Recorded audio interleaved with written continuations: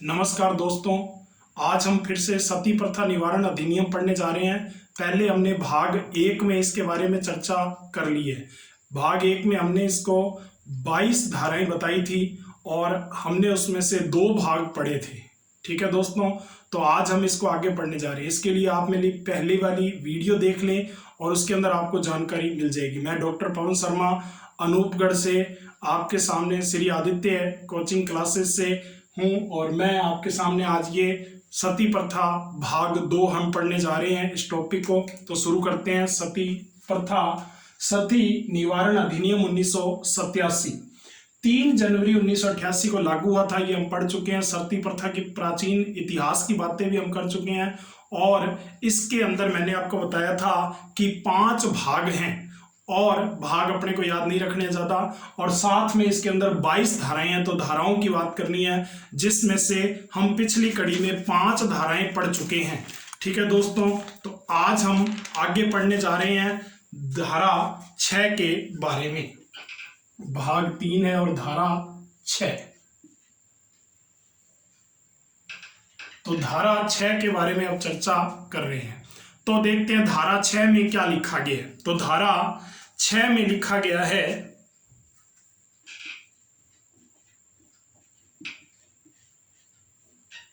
कुछ कार्यों को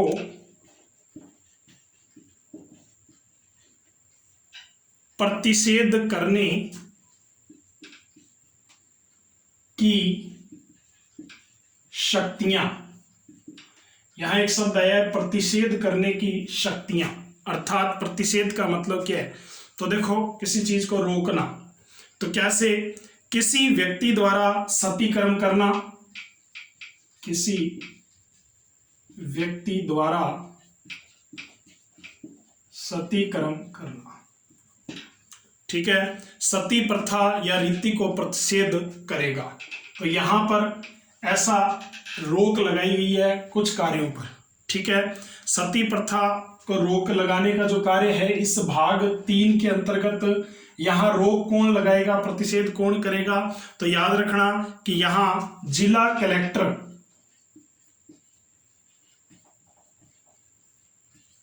कलेक्टर को ये अधिकार दिया गया है कि वह इस पर रोक लगाएगा। ठीक है दोस्तों, तो आप समझ गए होंगे कि यहां पर जो भी भाग 3 के अंदर बातें हैं, धारा 6 है, धारा 7 है और धारा 8 है, ये धाराएं जिला मजिस्ट्रेट भी आप बोल सकते हो, जिला कलेक्टर।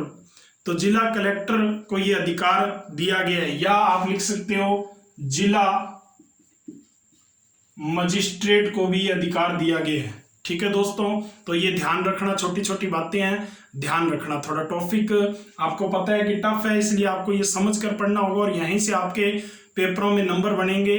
ठीक है, पुलिस परीक्षा में ये 5 नंबर का टॉपिक है, महिला एवं बाल अपराध, और 10 प्रश्न आएंगे इसके अंतर्गत। ठीक है दोस्तों, ये मैंने आपको पहले भी बताया था पिछली वीडियो में, अब फिर एक बार मैं आपको बता रहा हूं। तो अब आगे चर्चा करते हैं धारा 7 के बारे में।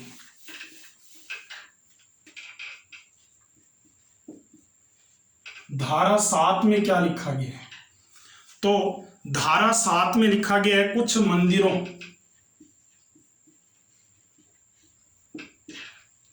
ठीक है, या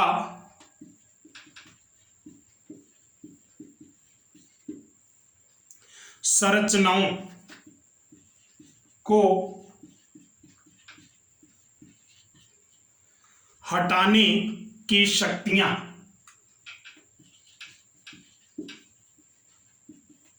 तो कुछ मंदिरों को, अब कौन से मंदिरों को हटाया जाएगा? जो सतियों से संबंधित मंदिर हैं उनको हटाने का आदेश दिया गया और ये जिला कलेक्टर या जिला मजिस्ट्रेट द्वारा हटाए जाएंगे, उनको ये अधिकार दिया गया है। ठीक है दोस्तों, अब देखो उसके बाद धारा 8 में क्या वर्णित है। धारा 8 के अंतर्गत संपत्ति जब्त,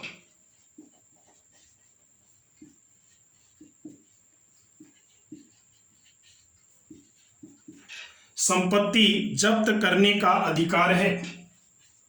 ये भी जिला मजिस्ट्रेट और जिला कलेक्टर को ये अधिकार दिए गए हैं। किसकी संपत्ति जब्त करनी है? जो सती के लिए, सती के लिए यानी कि मंदिर बनाते हैं, चंदा देते हैं, ठीक है, या धन देते हैं कोई, या जेवर देते हैं किसी प्रकार के, ठीक है, या कोई भूमि दान करते हैं मंदिर बनाने के लिए, इन सब संपत्तियों को क्या कर लिया जाएगा, जब्त कर लिया जाएगा। ठीक है, इसका विवरण दिया गया धारा 8 में।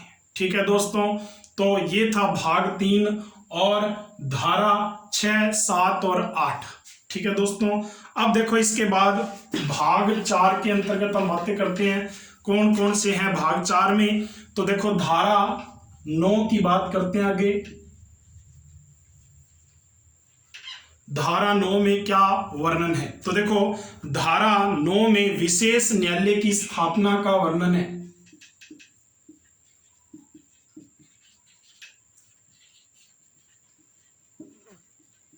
यानी कि जो भी सती से संबंधित नियम कानून वगैरह होंगे उसके अंदर विशेष न्यायालय की स्थापना का ऑर्डर किया गया, धारा 9 में लिखा गया, इसका विवरण दिया गया है। ठीक है, कोई भी प्रकार का अपराध होगा सती से संबंधित तो इसमें विशेष न्यायालय बनाए जाएंगे। ठीक है दोस्तों, समझ गए होंगे, तो विशेष न्यायालय की स्थापना और वो इस पे विचार विमर्श करेंगे।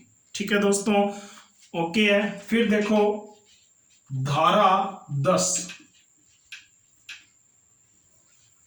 धारा 10 में क्या है, तो देखो धारा 10 में लिखा हुआ है विशेष लोक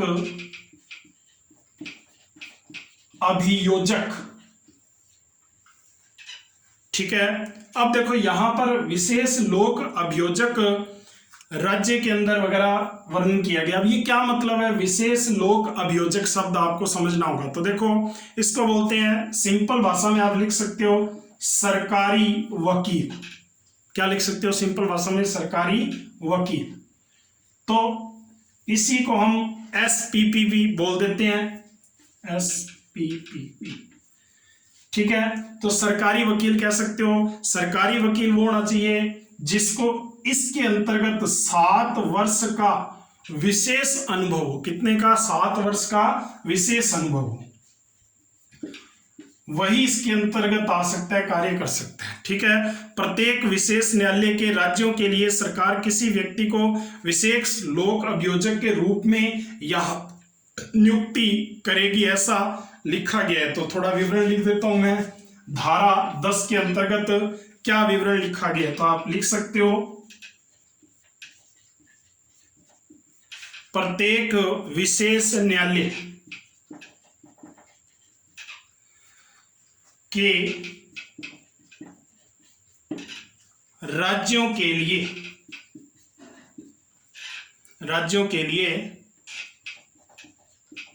सरकार किसी व्यक्ति विशेष लोक अभियोजक के रूप में नियुक्ति करेगी, ये इसमें लिखा हुआ होगा। ठीक है, धारा 10 के अंतर्गत। तो आपको बस इतना याद रखना है कि विशेष लोक अभियोजक।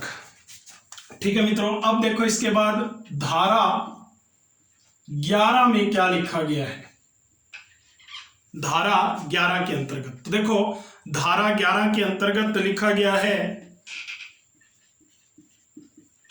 विशेष न्यायालयों की प्रक्रिया व शक्तियों का वर्णन किया गया है। यानी कि जो विशेष न्यायालय मिलेंगे उसको क्या क्या प्रक्रिया विचार होंगे और क्या क्या शक्तियां उसको दी गई हैं, इसका पूरा विवरण धारा 11 में दिया गया है। धारा 12 के अंतर्गत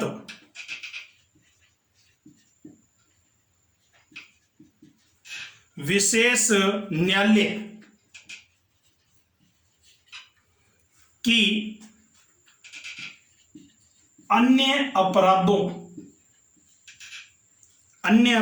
के संबंध में शक्तियां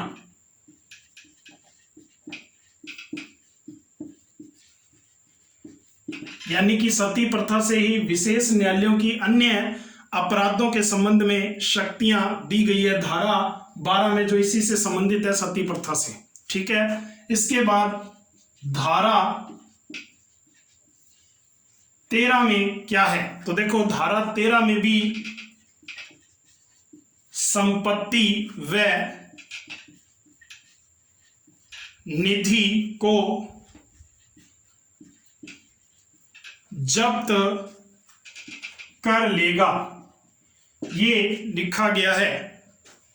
ठीक है, और जो इसके अंदर ये लिखा गया, देखो आप कहोगे सर पीछे भी हमने पढ़ा है कि संपत्ति जब्त करने का अधिकार है धारा 8 में, हमने विशेष तौर पर पढ़ा है धारा 8 में, लेकिन यहां पर संपत्ति व निधि को जब्त कर लेगा, जिला कलेक्टर को यह अधिकार दिया गया है। प्लस में इसके अंदर एक और चीज लिखी गई है, राज्य सरकार को दे सकते हैं, जो संपत्ति वगैरह जब्त की जाएगी उसे राज्य सरकार को दिया जा सकता है, ये भी इसमें वर्णन किया गया। ठीक है दोस्तों, तो ये धारा 13 की बात हुई। अब देखो इसके बाद धारा 14,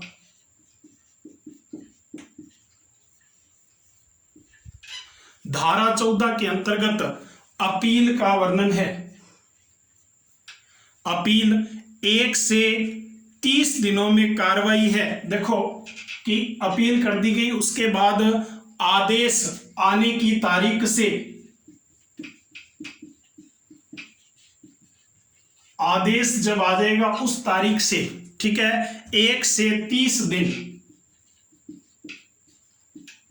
के मध्य कार्रवाई होनी चाहिए, 1 से 30 दिन के मध्य कार्रवाई होनी चाहिए आदेश आने की तारीख से, ऐसा इसमें लिखा गया धारा 14 में। ठीक है दोस्तों, अब देखो इसके बाद धारा 15, धारा 15 के अंतर्गत क्या दिया गया है, तो देखो धारा 15 इस अधिनियम के अधीन की गई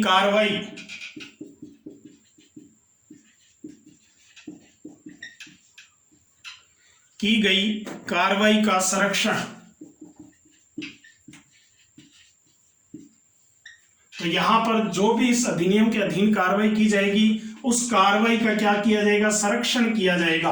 तो इसका संरक्षण का वर्णन जो है धारा 15 के अंतर्गत है। ठीक है दोस्तों, अब देखो इसके बाद धारा 16, धारा 16 में क्या वर्णन है, तो देखो धारा 16 के अंदर लिखा हुआ है सबूत का भार। अब इसका क्या मतलब है, सबूत का भार का अर्थ क्या है सर, तो देखो सबूत का भार का अर्थ क्या है, देखो अपने आप को निर्दोष साबित करना है, अपने आप को निर्दोष। अब ये अपने आप को निर्दोष साबित कौन करेगा, मान लो कि कोई व्यक्ति है और उसके ऊपर ये इल्जाम लग गया है कि उसने सती प्रथा को महिमा मंडित किया है, ऐसा कोई आरोप लग जाता है, तो इसके अंतर्गत उसे 24 घंटे के अंदर, 24 घंटे के अंदर सबूत देने होंगे कि मैं इसमें निर्दोष हूं। ठीक है दोस्तों, समझ गए, तो 24 घंटे के अंदर ये सबूत देने होंगे कि मैं निर्दोष हूं, तो ये सबूत का भार उसी पर है कि ये सबूत उसे देने ही पड़ेंगे। ठीक है दोस्तों, तो ये वर्णन किया गया, अपने आप को निर्दोष साबित करने के लिए स्वयं पर ये भार दे दिया गया। ओके, तो समझ गए होंगे दोस्तों ये बात मेरी। अब देखो इसके बाद धारा 17, धारा 17 के अंतर्गत कुछ व्यक्तियों की इस अधिनियम के अधीन अपराध किए जाने के बारे में रिपोर्ट करके बाध्य किया जाता है, इसका भी वर्णन है। तो कुछ, थोड़ा लिख दूं पहले ताकि आपको पता लग जाए, कुछ व्यक्तियों की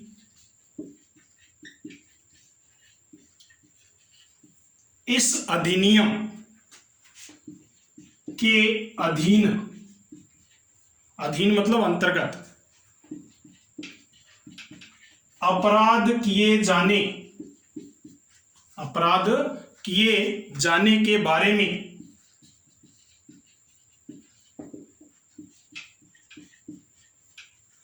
रिपोर्ट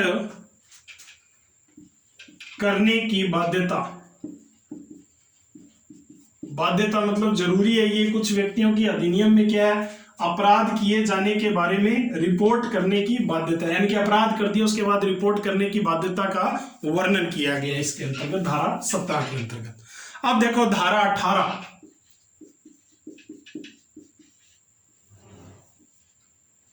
धारा 18 के अंतर्गत क्या है, तो देखो धारा 18 जो है ये धारा 4 के, अपने ने पिछली वीडियो में पढ़ा है, फर्स्ट वीडियो में, उसमें आप देख सकते हो दोबारा जाकर कि धारा 4 के बारे में क्या वर्णित है, वही यहीं पर है। धारा 4 के अधीन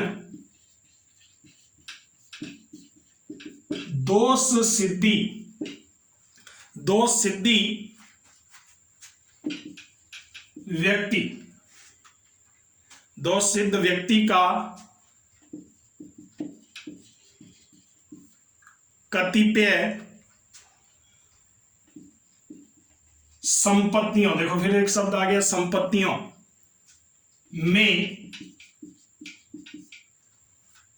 संपत्तियों में उत्तराधिकार से वंचित करो। यानी कि जिस व्यक्ति के दोष सिद्धि हो गई है उस व्यक्ति की जो संपत्तियां, उत्तराधिकार मतलब जो आने वाली पीढ़ी है उसको भी वो ना मिले, इसका भी ध्यान रखा गया है संविधान के अंतर्गत, धारा 18 के अंतर्गत। ठीक है दोस्तों, इसके बाद धारा 19। धारा 19 के अंतर्गत क्या है, धारा 19 के अंतर्गत कोई खास बात नहीं है, कोई काम की नहीं है ये, क्योंकि इसके अंदर धारा 19 के अंतर्गत 1951 के अधिनियम 43 का संशोधन बताया गया केवल, तो वो अपने को नहीं याद रखना है। ठीक है दोस्तों, तो ये याद नहीं रखनी है, इंपॉर्टेंट नहीं है, इतनी % नहीं बढ़ेगा इसमें से। अब देखो धारा 20। धारा 20 में क्या वर्णन है, धारा 20 में अधिनियम का अध्यारोही, अब एक शब्द आया है अध्यारोही, अध्यारोही होने का प्रभाव। अब आप कहोगे सर ये अध्यारोही क्या है, तो इस अध्यारोही शब्द को थोड़ा समझो। अन्य किसी एक्ट में कोई भी नियम हो वो इसी धारा के अनुसार मान्य होगा। अध्यारोही शब्द का अर्थ क्या होगा, मैं यहां लिख रहा हूं अध्यारोही। अध्यारोही शब्द का अर्थ क्या है, अन्य किसी एक्ट, नियम में कोई भी नियम हो, कोई भी नियम हो वो इसी धारा के अनुसार मान्य होगा, धारा के अनुसार मान्य होगा। यानी कि और कहीं कोई भी नियम हो वो इसी धारा के अनुसार मान्य होगा, सती प्रथा अधिनियम के अंतर्गत। ठीक है दोस्तों, अध्यारोही शब्द को याद रख लेना, बस अर्थ नहीं पूछेंगे, मैंने आपको सिर्फ बताया अर्थ बहुत कम पूछा जाता है, सिर्फ आपको उस धारा में क्या वर्णन है ये पूछ लिया जाता है, लेकिन उससे मिलता जुलता कोई प्रश्न पूछ लिया जाए तो थोड़ा हमें ज्ञान होना चाहिए। ठीक है दोस्तों, अब देखो धारा 21। धारा 21 में क्या वर्णन है, धारा 21 के अंतर्गत नियम बनाने की शक्तियां जो है, नियम बनाने की शक्तियां वो किसके पास है, तो नियम बनाने की जो शक्तियां हैं वो केंद्र सरकार के पास है। यानी कि सती प्रथा पर जो भी नियम बनाएंगे वो सारे नियम बनाने की शक्तियां किसके पास है, केंद्र सरकार के पास ये शक्तियां दी गई हैं। तो ये भी अपने को ध्यान रखना है कि ये किसके पास है, केंद्र सरकार के पास है शक्तियां, धारा 21 के अंतर्गत। धारा 22 अंतिम धारा है इसकी, इसमें विद्यमान विधियों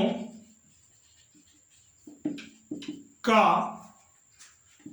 निरसन है। अब इसका क्या मतलब है निरसन, देखो यहां पर वर्तमान विधियों को खत्म करना, वर्तमान विधियों को खत्म करना, निरसन का मतलब क्या है, खत्म करना।